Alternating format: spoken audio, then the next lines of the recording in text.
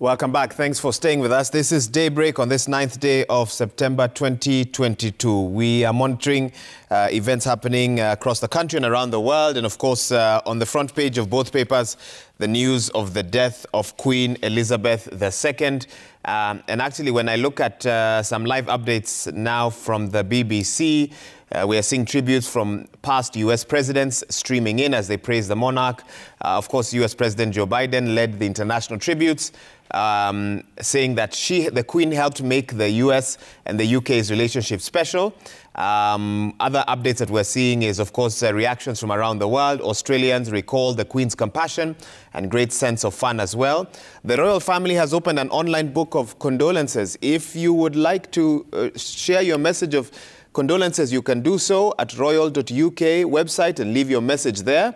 It's the official website which has been updated following the death of the Queen, with King Charles III now listed as His Majesty the King.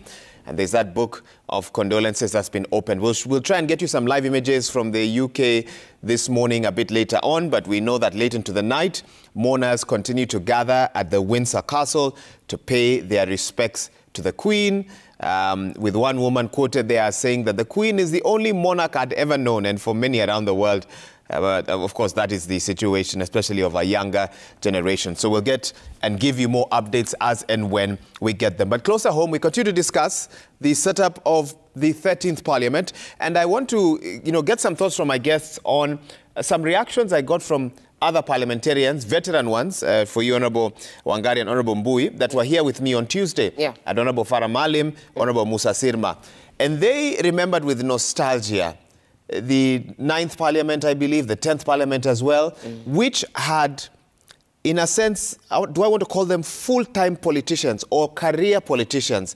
And they say because of the seriousness with which these men and women took the trade they were in, or the career that they had taken, and they had no plan B, the debate was more rigorous. They were ready to put their, not necessarily their lives, but their political careers on the line for what they believed was right.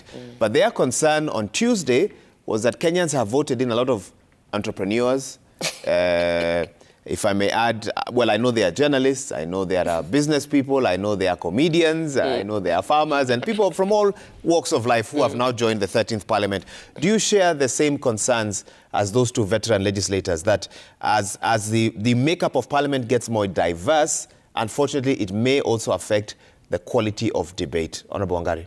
I would say I agree with them to some extent in terms of the quality of debate. Of course, there are those people we watched, even us growing up, that made us actually want to be in Parliament. The Martin Shikukus, people who debate and have, have had a mark. Even now, when you go to the Hansard, there are those people that you look at, the Orengos in the 9th Parliament, the 8th Parliament, those people we have looked up to. So I think in terms of quality of debate, I would agree that, of course, it has not, the standards have been affected. But I also want to say that the parameters that actually play in the mind of a voter are very interesting. So you wouldn't say you don't agree with their choice of a journalist, or you don't agree with their choice of a lawyer. They will pick a lawyer. Next time they will pick a farmer. Next time they will pick a comedian. It is really their choice, and that is the democracy. It's about numbers. So I think anyone who is elected must have had something that connected with the people who voted them in. You can never really tell exactly what it is them to tell. But when you get to the House, what matters is what happens after that. But my experience, and maybe not so long like the veterans you've spoke about, who are doing their 4th terms and all. But if I look at also the numbers that time in Parliament, they were quite smaller. It was quite an intimate house, quite an intimate house. Ministers were in the House that time. So the debate was vibrant because you are asking your colleague a question. So if Honourable Mbui is a minister and says a road from Gitare to Gilgil will be done, take it to the bank, it will be done. Because ministers sat. Half of the House was assistant ministers and ministers. So you're able to actually, outside there, when you're taking tea, you canvass your issues. Then when you go to the House, you're able to execute them. The answers are on time and they're real time. So that is the difference, again, with this setup that we have today, because this one separates totally the issue of executive and the issue of the legislature.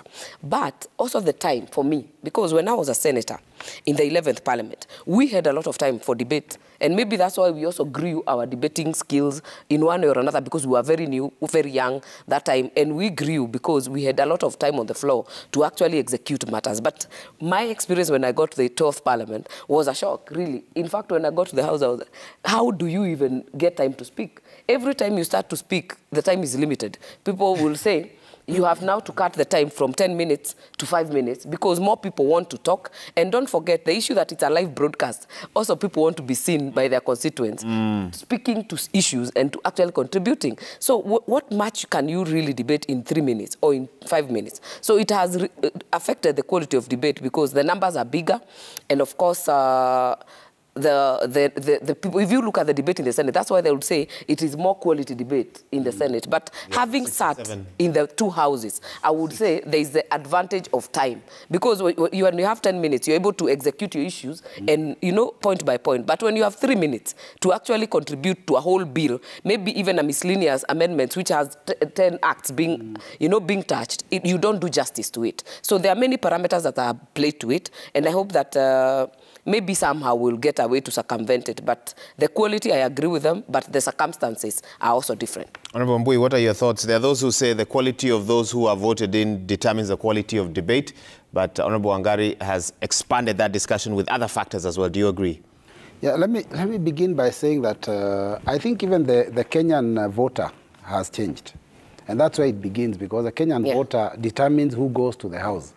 You heard the CS Matiang'i talk about the kind of people that are likely to end up in that house, because campaigns have become extremely expensive. And if you have no money, you are unlikely, very unlikely, to be elected to parliament. They actually warned that 40% of suspected criminals make their way into the house. He did warn us, because the fact is that in some of the constituencies there, some of the members were saying that by the time you finish your pitch to vie for you know, to ask for votes, the people are already queuing, women here, men here, the youth there, you know, those kind of things. And well, we understand the problem is that Kenya was going through a drought, and this cost of living has really gone skyrocketed, the cost of fuel. So it's really an issue, but the voters have to understand. We have to start from the voter, because the voter has to understand the person you elect has to be able to go and represent you and be able to work towards making sure that your life is better, so that you don't live on handouts. I think that's where the problem is. So the caliber of leaders that are being elected are people that, not career politicians, as you've said, but business people, people with money. And so that's where the problem, that's where we begin. And then the Constitution of Kenya 2010 has also messed us up, because, well, I wouldn't say it creates a difference between how Parliament can be perceived now and the way it was before. Like Honorable Wangari has said, that previously the number of members was smaller, now there are more. Previously, the government was in the house. You know, the executive was in the house. So it was you are able to debate because you're talking to someone that you're looking at. You're able to address them. So you can imagine when I go and ask about a project in my constituency. I want a TTI to be built. And I've made this request for the last 10 years. It's never been honored. Now, who do I ask? I stand in the floor of the House and I'll ask the chair of Education Committee, who is just a member of Parliament like me, has no direct connection and has no authority over the executive directly. So I'm asking them now, you know, I've been asking for TTI, you've not done it, when are you going to do it? And then they go and take a few days, maybe a few weeks, go and get an answer from the CS who tell them it will probably be considered in the next budget. They will come and tell me that. By the time we are doing the next budget, it will not be there. I'll go to the floor and ask, and then my colleague will tell me I'm not the minister. So there's a bit of a problem in the way that the House is being run now. So I think if we can educate the voting public to be careful about the kind of people they elect, let them not elect people just because they have more money. And I can tell you, Ahiga, this last election, I think was the most expensive election in this country ever. Maybe even in the world. I mean, the kind of horror stories. Percentages, most expensive by 50%, by 100%. I don't know how to put. I can't put a figure on it. But if you sit with colleagues and listen to the cost that, you know, what it cost them. And I mean, the kind of demands that people had upon them. I mean, there are people who would ask that if they come for a meeting, they have to be paid. I mean, most of those rallies, people are asking for money. And when you're asking for votes and you want to follow the law, a stickler for the law like myself will refuse to give money. But all your opponents will be giving. And you can see the votes are going. So that's where the problem is. So you also start giving? No, I did. So for those who gave money, yes, and lots of it, what are they anticipating in return, and how do they hope to get it? That's what I've never really understood, because it's not like you can recoup so much money, because the salaries of members of parliament have been reduced by the SRC, the parks have been reduced, the travel allowances have been cut. So I don't know, but you see now, Wahiga, there's also a possibility that what the CS Matiang'i said, that some of these crooked people might want to find their way into the house so that they can have political power to try and block any attempts to investigate them, you know, to have some influence and access to offices, higher offices. So I think it's a very complicated matter, but going forward, I think we need to start with the voter. Let the voter understand that you pick people that will represent you, people that will not give you money for today, because today you eat unga, tomorrow it won't be there. Look for someone that can help to make your life cheaper and easier and better going into the future. I also think, yes. I also think maybe that's something that IEBC should really pick up in terms of civic education. Because if you ask me, even the voter turnout this time, the election was the most expensive and the lowest turnout we have ever witnessed. You know, it's a paradox. And I think what IEBC should do is that they are not just meant for election. We have returning officers who are retained for 5 years, and yet they will only just work at the end. The work IEBC should be doing is educating voters in terms of why do you need to vote? That is the first question.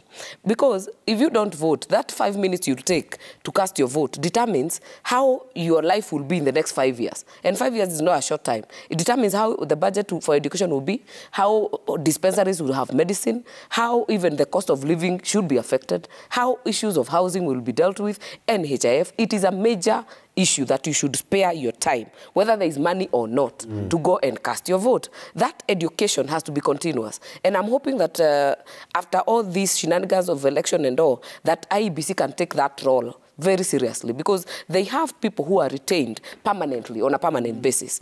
Between now and 2027, and not the commissioners, the IEBC itself, between now and 2027, what are you doing? Let them educate voters on the need to actually vote and the role of each member. Because at the end of the day, on a Bombwe, you'll go campaigning for member of parliament. They know very well, they don't even understand. You don't do dispensaries. They will tell you we need medicine, we need houses, we need water, we need houses for the clinical officer so that he's there at night. Those issues should be addressed to the governor and to the MCA. So these roles are still very not clear to so many people out there. So I hope IEBC can pick this to be one of the issues they focus on for the next 4 years. Because for us to change that mind of a voter, it has to be a very deliberate and continuous process to actually get to the minds and actually realize, why do we need to vote?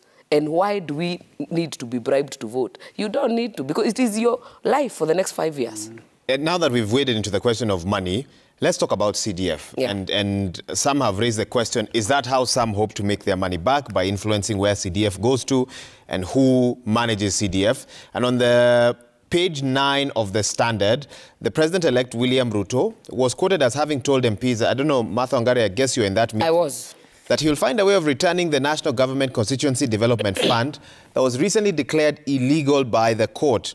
He said the fund had been impactful and that the country needed its continuity. Now, remember, it was outlawed, or at least sections of the 2013 law, which also touches on the 2015 law, because I know that's a big discussion, was outlawed by the Supreme Court a day before the August 9th general elections, which was enacted in 2013 and changed in 2015 unconstitutionally. How will he find a way to bring it back when the Apex Court has said it is illegal? Did he give any insights? No, I think this issue, of course, is in the public domain, including also the public. I think what the President-elect alluded to is that the impact, having been an MP himself at some point, the impact of CDF cannot be overruled in terms of how much it has been able to achieve in terms of infrastructure, in terms of even education sector specifically, because we have aligned it with the law now that we only touch on security and education. And I think for me, right now, and I know maybe my colleague is going through the same thing, you'll get some principals already chasing kids from school because they are fully sponsored through CDF. So I think the impact is what he was alluding to. But of course, the Supreme Court has pronounced itself on the 2013 one.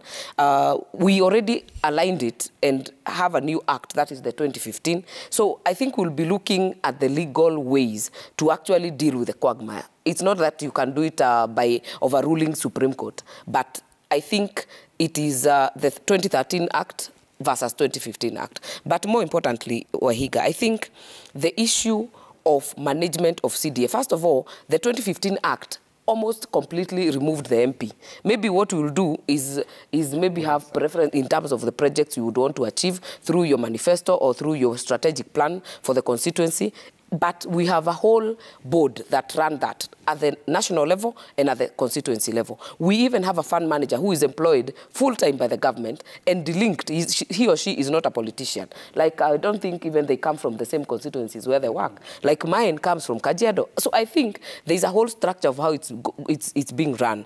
And the issue of the court is the role of the member of parliament, who has been actually been removed now. He's not even, or she is not even a patron. So I think it's to delink it. But if you ask me, my view would be even if CDF does not have the member of parliament, it should continue. For me, just delink it, but it should continue because the work it's doing is visible vis-a-vis even the monies we've done for the counties. Work of the CDF, you can actually touch it and see it. And if you do that in any constituency, you'll be able to feel the impact. What was the mood in Parliament yesterday? Did you hear members saying, as soon as we get our next sitting, we are dealing with this matter? Not really, but I think it is top priority, I would say so. Okay. Top priority. Because we have children now being sent home because they're saying CDF is over. You know, principals are saying CDF is over. And I have, like myself, I have kids who solely rely on CDF. And every year I have kids I pick who are from very poor backgrounds, from Form 1 to Form 4. Right now, I have almost 120 in school. So what happens to them in national school? So for me, that impact is bigger. But it is also not the only work of the Member of Parliament. Honourable Mbui, there's been a proposal that let the wards and those in charge of the wards handle that. So that parliamentarians can be left, and specifically those in the National Assembly, can be left to properly deal with what the Constitution outlines that they should be dealing with: representation, legislation, and oversight.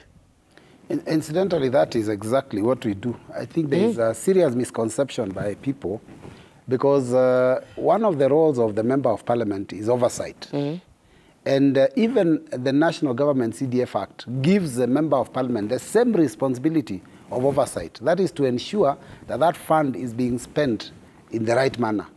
And I think if you go back to the grassroots, you find the most popular fund is CDF because it reaches every corner of the country.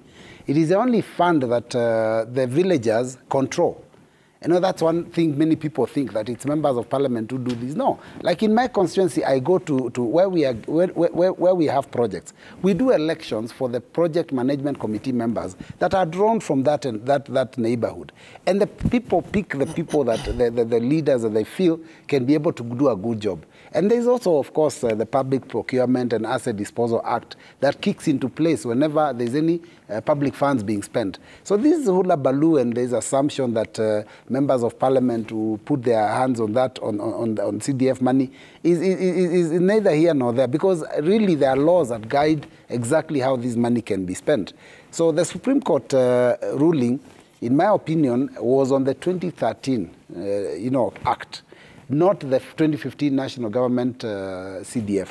And so in my opinion, I think the CDF that they've outlawed is the one that was also quashed by the passage of the 2015 one. And if there are any issues that they've raised on the 2015 one, Parliament is a body that makes a law. We can sit and look at the judgment and the ruling and see what is it that they are uncomfortable about, because the role of making law cannot be taken away from Parliament. So we can be able to look at what is it that had an issue and amend it and make a law that is that actually creates a way by which people can get that benefit without going against the Constitution based on the ruling of the Supreme Court. So we'll be able to work with the ruling and be able to make a way forward. Otherwise, I think no one has anything against CDF per se. I think it's just, sometimes they say What is important is the end result. The process sometimes may have issues, so that's what we'll deal with. Do you, and I'm wondering, is the next sitting of Parliament now the one where the Speaker will have to make a choice on who makes the majority for the matter of majority leader, minority leader to come into play? Or was that, and I missed part of last night's proceedings as we switched gears and turned to the UK for what was happening? No, yesterday we couldn't have that discussion at all because by law, the only two agenda was actually the swearing in and the election of the Speaker and the Deputy Speaker. You could not transact more business. But now I think from here, we are properly members of Parliament. The Speaker is in position. I think now that's the next, it should be the next thing on the table to actually rule out on the numbers, make a ruling on the numbers. And I am sure now starts the organization, of course, of the committees, the memberships, the leadership of the House. Then it transcends down now to the committees because the leadership, which is the majority and minority leaders, is what will determine who goes to what committee in the House. So it goes just as it is going right now. Deputy Speaker, majority and minority side. Then now the whips at the same level. Then, of course, now the membership of the committees. Then now the chairmanship or the leadership of the committees. Do you see conflict or disagreement in how majority and minority sides will be determined? I think it will be an interesting discussion. Of course, those of us in Kenya Kwanza, we know we have the numbers. If you ask Mbue, he'll say they have the numbers. So that is why I'm saying it will be an interesting discussion. And here also the Speaker and the law will also apply in one way or another. So we'll be looking forward to see how that goes. Honorable Mbue, you have a smile that reveals a lot. Let me tell you, the reality is that some of these facts can be changed depending on who's making the decision. Is it the political reality, the legal reality? Let me tell you, the reality is this. That Azimio, One Kenya political party, has got more members elected in the last general election to the National Assembly than the Kenya Kwanza. That is the registrar of political parties will tell you. We will confirm. Giving you the list of all the parties that have signed an agreement with the Azimio and the members of Parliament elected under those parties. So clearly, as it is, the majority party is Azimio. But what was going to determine this was the election yesterday of Speaker. Now that the Speaker is leaning to Kenya Kwanza, I'm telling you, and that's why my colleague here said there will be interesting But if you're majority, there will be interesting, you couldn't vote for a Speaker. Rulings on the floor of the House. Very interesting rulings. If you could not vote for the Speaker, how majority are you? You know some of these things. You're contradicting. No, by the way, let me explain this. It's on paper, and that is what law is. The parties that have signed an agreement with Azimio la Umoja that is binding up to 3 months after the general election, which is 2 more months to go, are the members elected under those parties are the ones that are being counted as members of Azimio. Now, there are some of them who have made a decision and have said we want to step out. But that will only be possible after the expiry of the period that they signed. You know, which by law was what, another 3 months? 3 months after the election. Yes. You can only come out of the coalition 3 months after the election. 2 months to go. So there's another 2 months to go. So in 2 months' time, yes, I do agree that at that time, Kenya Kwanza will have the majority, so there will be the majority party. But as we talk now, when we are here in this show, even though they have the Speaker, we have the majority. But the Speaker is going to make a very interesting ruling. I can tell you this. There are two things they will do. Then I come to you. There are two things that they will do. One, they might choose to delay the proceedings of the House for that period to lapse. That's one option they have, and I know that because they've had those discussions. The second one is to make a ruling and rubbish the agreement of Azimio la Umoja One Kenya. And they're going to argue that Azimio One Kenya is not a political party. Yet it was passed by an act of parliament on the House where they were also serving. So somehow the Speaker is going to be in a position to denounce a ruling or a law made in the same House that is presiding over. That is the only way that they can become majority. Other than that, we are the majority. So the Speaker immediately finds himself with that dilemma. It should not be, we cannot make the ruling now and the pronunciations for the Speaker, because we cannot speak for the Speaker. But I think yesterday was a test for this majority we are talking about. And I think the numbers spoke very clearly. But more importantly, there is no agreement or even any act of parliament that supersedes the constitution. We have the right and freedom of association. You are free, actually, even you, Honorable Mbui, you can choose today, I mean, I'm tired, let me just work with UDA or work with Kenya Kwanza. That freedom is cemented in the constitution. I know they would want to force people to stay in those coalition agreements, but there is no agreement that supersedes the constitution. It is supreme, and anyone can choose to associate with any other political party. So I think the numbers, the pronunciation and the declaration yesterday already has spoken to who the majority is. What do you think are some of the key issues of a national nature that the National Assembly will need to deal with of priority? I've seen one or two MPs talking about the matter of Kenyan laborers in the Middle East, yes, amongst other issues. What do you hope to see as priority areas and issues? I think for me, and maybe because I come from Kenya Kwanza, and we have spoken a lot as we campaigned in terms of the issues we would want to deal with. I know it will be a mixed bag, but I think the most urgent issue right now, it is actually to make an effect on the cost of living. Mm-hmm. And cost of living is from food, I mean, from unga, it's as basic as it gets, because we have never seen unga shoot the way it has shot this time. It became quite something else. So I think for me, what I would be looking at is what do we do, legislative-wise? What do we do to bring the cost of fuel, cost of unga, issues that we talked about? Secondly, I'll be looking to see the issues of health. We should be looking at the acts, the NHIF, because Kenyans are really suffering. I don't think there is any one weekend you don't have a harambe on a Bumbui, a medical harambe, because NHIF said it cannot cover this, it cannot cover that. So I'll be looking forward to something to ensure that the universal health care would be achieved. And of course, we will be looking at the issues where we create employment, because if there's any other Azimio or in Kenya Kwanza, is the issue of unemployment of the young people. So how do we create opportunities for the youth, and how do we do that in a proper way? And that also brings the issue of labor laws, the issues of government-to-government negotiations. Like, I think there should be an urgent sit-down with the Saudi Arabia, Minister for Labor or Minister or even the leader of the country with our leadership, because what we are dealing with right now is not even something we are even proud of. People will bring this girl from Saudi Arabia, then 100 others have left. Mm-hmm. I have one person in my constituency at Elementator who is actually lying dead there. I'm trying to actually bring the body the family is trying to bring the body here, and died in funny circumstances, a fall from that floor. So I think the labor issues are also very urgent. And in terms of that country, there are few countries that have been flagged out in the Middle East that we really need an intervention at the highest level possible, not at the issue of directorship or from the presidency, that we have that conversation on how we can export labor without endangering our young people. Honorable Robert Mbui, priority areas that you have outlined, you'd like to see canvassed in the National Assembly? Yeah, quite a number.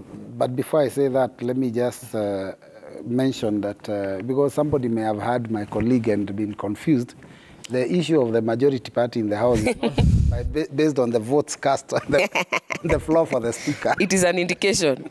So it's a matter of who belongs to which coalition, and that's what determines who is the majority. And the freedom of expression and association is still there in the Constitution. Even now, as we are operating, we can still associate with each other. But I would like to ask that those parties that signed with Azimio One Kenya to wait for the ink to dry. Forced marriage.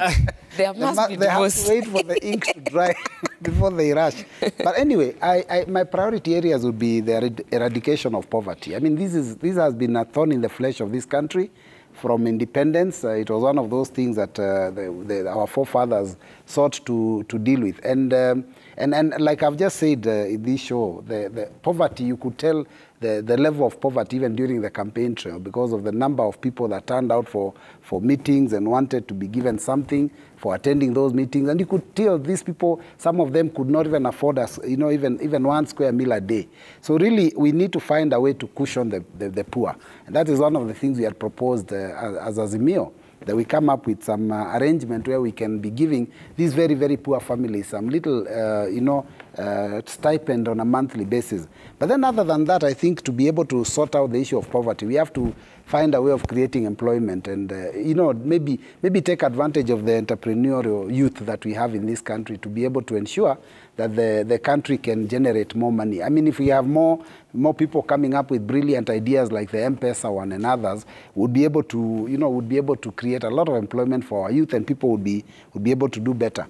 I think we need to find a way of cushioning Kenyans in the two areas that are of serious concern to them. One is education, the other one is health. She's talked about the harambes that we do every weekend.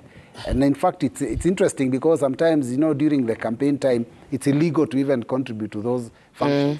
But they are there, and the people cannot understand how you cannot support them when they need to be able to, you know, to provide health care for their sick kin. And that happens a lot. The people who have cancer, people who have high blood pressure, people who have been involved in accidents, people are just generally unwell and require, you know, because the cost of health in this country is still not low. Now, on the part of education, I want to say it's been a very, very complicated thing. In 2015, the CS for Education, the Honorable Matiang'i, then came to my constituency. And one of the things I questioned him about was that issue of free education. It was a primary school. And I asked him, when you say it's free primary education, why is it our children are constantly on the roads being sent away from school for money to do with examination, money to do with activity fee, I don't know, money to pay a watchman, money to pay teachers that have been employed by parents? And when he responded to me, and it's unanswered, he said that no parent in Kenya should pay a cent because no teacher should ask for any money from any parent without express authority from the office of the minister, which is there in writing. But the practice is that in every school in Kenya, parents are paying money. And the worst thing is that it is not even possible to figure out how much they are supposed to pay, because you go to one constituency, the activity fee is 500. You go to the next one, the activity fee is 50 shillings. You go to another one, the examinations are, the teachers are asking for 1,000 for exams. I mean, we must find a way of putting this in the budget of this country so that we can cushion these parents. Money for exams, and I can tell you, Wahiga, that exams now are very expensive because even though there is no physical paper, they are dealing with online exams for our CBC you know, pupils. So it's a very complicated situation. I think we need to sit and figure out how do we ensure that quality of education is given in this country without hurting the parents. Because some of the parents out there in the rural areas can't afford to even put a meal on the table. So when you're asking them to give 500 shillings, 200 shillings, 1,000 shillings, it's going to be virtually impossible. And that's why I want to go back to CDF and say CDF is the only kitty that can help. And let them also free CDF to be able to do all these things that are pertain to education. You know, Honorable Martha, I used to support exams. I used to pay for exams. Yeah. Then the Honorable Matiang'i, when he was here, said, no, you can't have constituency exams. Government will do. The government will do. I don't know, it is making children go on strike. They are banning schools. So suddenly they went back. The money now, parents have to cough that money for that work. So we need to deal with the things that are making life expensive for our parents. You've outlined 4 issues, very importantly: health as a concern for you as parliamentarians, food security, unemployment, and education. And one thing I want to reference before Honorable Wangari then jumps in is the Kenya Met Department 2 days ago warned us that we are probably in our 5th consecutive and successful rainy season. I think this is what you call the perfect storm. Many things going wrong at the same time. There's a good chance from October to December this year that most of the country will experience drier than average conditions. What does that mean for Gilgil? What does that mean for where you come from, Honorable Robert Mbui in Ukambani? I think maybe just before I jump into that, I would add something on education, because I think if there is one ministry that we have actually had confusion, you know, random decisions. Today you wake up, you say junior secondary will be in the secondary schools. Then you say tomorrow it has moved. People have to choose schools. We have to get and align our Ministry of Education, because we are not only causing confusion, we are actually interfering with the next generation.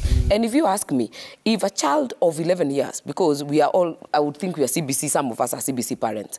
If you have a child of 11 years, you take them to a junior school, which is a secondary school, with kids who are 18 years.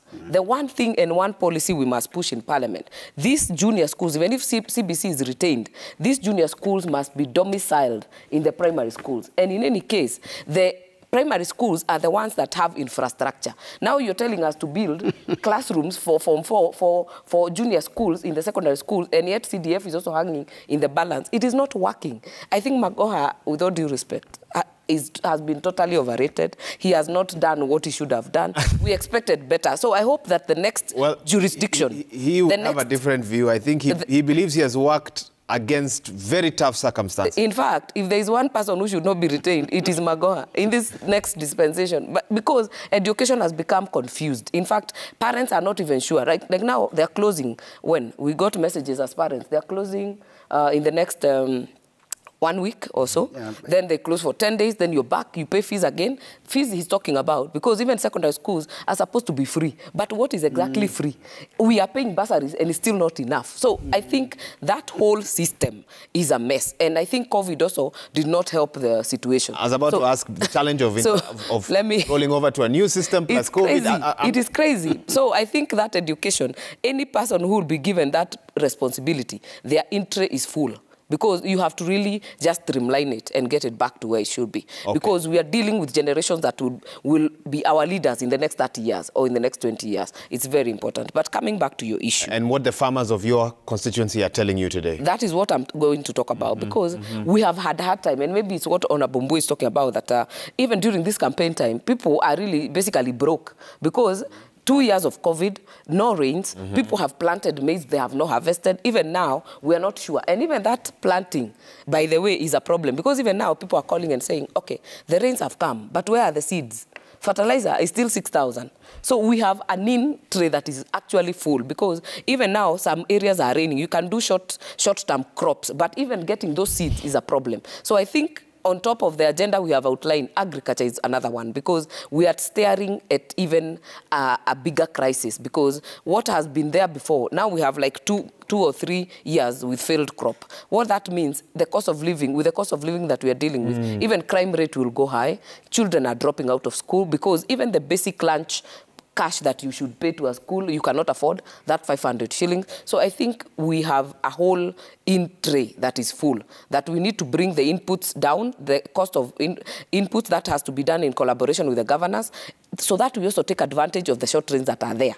Because when there is no rain now, it's a crisis. But right now, few areas are raining, we can do short-term crops, but how do we get people to get even those seeds to plant or the fertilizer to plant? You know, Honorable Mbui, there's been a narrative out there by economists that no matter who won the election or whoever would win the election, that was, of course, before the 9th of August, they would have a very difficult job achieving the promises that they made was on the campaign trail, that the challenge of the economy is not one that can be fixed overnight. And so on the back of that, what sort of challenges do you now see for, obviously, Kenya Kwanza? They are forming government led by President-elect William Ruto. And the first priority that many Kenyans have been asking, and even the President-elect actually alluded to it when he said, I'm being asked about the Hustler Fund already. I'm being asked about bringing down the cost of living, and we haven't even been sworn in yet. You know, Aiga, the most complicated thing is that during the campaign trail, a lot of political leaders will find the sweetest things to tell the voter. Because, I mean, that is how most people get their vote. Find the easiest thing. We'll be able to make your life better, we'll reduce the cost of living, the price of unga will go down. And they don't, the reality is that there are very many factors that contribute to the cost of living going up. And it cannot be by a switch of a button that you can be able to sort out these things. Now, for example, when we say that we bring the cost of unga down, and then the Met Department says there is no rains. So how are you going to bring down the cost of unga, which you don't have because there will be no maize? You know, so I think it's unfortunate that for us to get into elective position, we have to tell people good things. You can't tell them the worst. The worst things. We will. So sometimes you can tell them the truth that when I get into office, we'll see what we can do together. That's what I try and do many times. But most leaders will say, when I get into office, bring the cost of. Give me 100 days. I'll bring down the cost of unga. Let's talk hard truths. Now that the election is over, and now that you've been sworn in, so. technically your job is safe and Yes. politicians can now really speak the truth. Yes. What's the food security situation like today in Kathiani, for example? And what are your projections? It's very bad because a lot of my farmers are subsistence farmers, so they grow food for domestic consumption. And considering this drought has been very prolonged, their galas are empty. There is no one with food. And the worst thing is that even at the national level, there is no food in our stores. So there's not enough food, and that's why the prices are where they are. And so I think we need to come up with a strategy. I liked when Jubilee administration talked about food security and talked about irrigation at Galana, Kulalu, and all that. It sounded very good, and I thought that's what a country at the level of Kenya should be able to go for, to ensure that there is enough food, because that is, that's one of the basic needs of our community. But unfortunately, that project was marred with corruption. As you know, all good things in Kenya end up that way. So corruption cases, I don't know what, people are fighting for who should do what, and suddenly that project has not done much. The amount of money invested in Galana Kulalu compared to what has been harvested, is a joke. So we need to get serious and support, projects and ideas like that. I would like that we find a way of, making that dream a reality. Because sometimes when people dream, it is possible. The problem is that they have to wake up and make it a reality. So let us wake up and see if we can make those projects and those ideas that were there, that were brilliant. I can tell you some of those ideas from the Jubilee administration were brilliant. Let us make them a reality, because it doesn't, irrigation project doesn't depend on actual rainfall at that time. Because even when it's short rains, there is enough water that goes to the rivers. So they can be able to do that and be able to safeguard the country. The idea of subsistence farming is one of the biggest problems we have in this country. Everybody wants a 50 by 100 or 20 by 30, and they plant their two or three, whatever, maize and a bit of beans, and I think that's okay. And then the families are growing bigger. The children are having children. So in the long run, in another 10, 20 years, we'll be starving, all of us, if we don't come up with projects like that, Galana Kulalu, and every region needs to figure out what is it that they can grow and make sure that they create space so that they can be able to grow it. Okay. I don't know if you have something to say before we take a short break. Yeah, just maybe to add. Of course, I wouldn't want Honorable Robert to dismiss this administration before it even starts. All I can hope is that when we bring proposals in the House, because lowering the cost of living, Wahiga, is the small things. It's the small things that matter and touch Mwananchi. Getting medical care affordable, getting NHIF to cover that, because the money you would use on medical care, you can buy food. It's just about moving this and that there. So I think if we work together at that level, let us not look at it as Kenya Kwanza. Let us realize that when you have a hungry person in Kathiani, it's the same hunger, even in Gilgil. So that we work together, that when these proposals are brought there, whether they are budgetary intervention, subsidies, whether they are incentives, to actually be able to do a wholesome way to bring that cost of living down, that we can work together as a parliament to facilitate it. Because we really have to hit the ground running, because we are looking at a populace that is having a hard time. And COVID has even made it worse. So 2 years, people have lost their jobs. Even those who had jobs somewhere else have gone back home. So the strain on the families is quite something that we have to deal with. Okay, and I like what I'm hearing right now. When we certainly hope the concerns that both of you share today will be priority for the 13th Parliament, and will be made immediate issues of debate and with solutions brought to the floor of the House, because truly that is what Kenyans are suffering with at a time like this. Well, on this note, let's take a short break. When we come back, we carry on with our discussion, even as we slowly begin to focus at the Ulinzi Sports Complex at the Langata Barracks, where the military is set for the President Uhuru Kenyatta farewell today. And we're taking you there a bit later on in the program. But for now, let's take a short break. You're watching Daybreak. Stay with us on this 9th day of September. We'll be right back.